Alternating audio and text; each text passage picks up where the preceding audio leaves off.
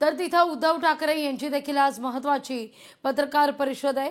मतदार यादीतील घोळासंदर्भात काढलेल्या मोर्चानंतर ही पत्रकार परिषद होतीये। दुपारी बरोबर 12:30 वाजता या पत्रकार परिषदेला सुरुवात होईल।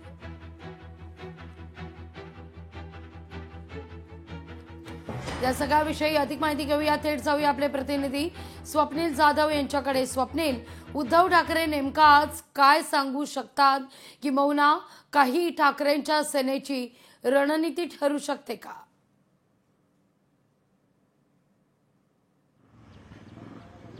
लागवी निश्चितच उद्धव ठाकरे यांची दुपारी 12:30 वाजता पत्रकार परिषद आहे। मतदार याद्या दुबार मतदार आणि मतदार याद्यातील त्रुटी या संदर्भात उद्धव ठाकरे यांची आक्रमक भूमिका पाहायला मिळते। काल सुद्धा शिवसेना भवनामध्ये एक बैठक झाली, या बैठकीमध्ये काही निर्णय घेण्यात आलेले आहेत। हेच निर्णय जे आहेत आज उद्धव ठाकरे पत्रकार परिषदेतून महाराष्ट्रातील तमाम जनतेला आणि पदाधिकाऱ्यांना सांगणार आहेत। एकूणच आदेश देण्याची शक्यता आहे, कारण 6 तारखेला मतदार याद्या जाहीर करण्यात येणार आहेत आणि एकूण 4 दिवस यामध्ये पडताळणी करण्यासाठी मिळणार आहे। त्यामुळे जास्तीत जास्त पदाधिकाऱ्यांना बीएलओंना मतदारांपर्यंत पोहोचता येणार नाही। त्यामुळे एक महत्त्वाची घोषणा आज करण्याची शक्यता आहे, ती म्हणजे सोसायटी असेल किंवा चाळ असेल, या चाळींच्या समोर सोसायट्यांसमोर मतदार याद्या लावण्यात याव्या आणि तेथील नागरिकांनी आपले मतदान जे आहे कुठे आणि आपले दुबार मतदारमध्ये नाव आहे का या संदर्भातील पडताळणी करावी आणि जर असेल तर जवळच्या शाखाध्यक्ष असतील शाखेत जाऊन पदाधिकाऱ्यांना भेटावं आणि जेणेकरून लवकरात लवकर ही प्रक्रिया पूर्ण होईल आणि दुबार मतदार असेल, मतदान यादीतील त्रुटी असतील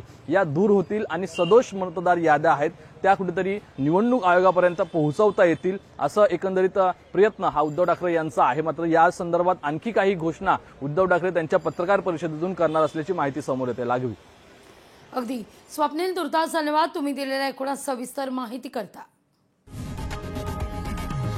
लोकशाही मराठी ऐका, पहा, जागरूक रहा।